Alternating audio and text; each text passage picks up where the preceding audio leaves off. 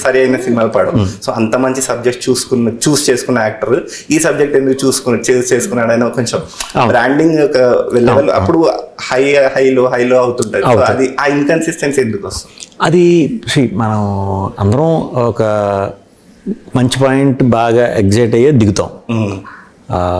కొన్నిసార్లు కొంతమంది మీద నమ్మకంతో దిగుతాం, కొన్నిసార్లు కంపల్షన్ ఉంటుంది దిగుతాం. సో ప్రాజెక్ట్ ఎంచుకోవటం అనేది పూర్తిగా మన కంట్రోల్లోకి ఈ మధ్యనే వచ్చింది నాకు.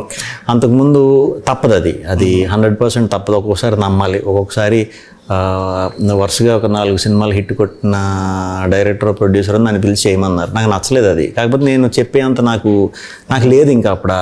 ఇది నో చెప్పడానికి కూడా నో చెప్పాలి అంటే నేను రాంగ్ ఏమో అంటే అంత స్టబాన్గా ఉండటం కరెక్ట్ కాదు. నెగిటివ్ వద్దు అన్నానంటే ఏమో వాళ్ళన్నీ ఇప్పుడు దాకా సక్సెస్లే, మేబీ నాదే ఉండాలి, నేను చెప్పిందే జరగాల అన్నది కాదు కదా అని ట్రై చేసినవి కూడా ఉన్నాయి. దాంట్లో కొన్ని వర్కౌట్ అయినాయి, కొన్ని వర్కౌట్ అవ్వలేదు, అది వేరే విషయం.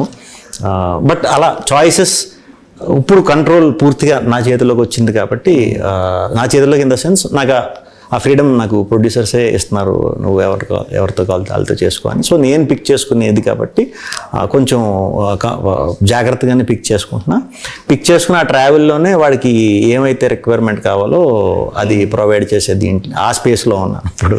సో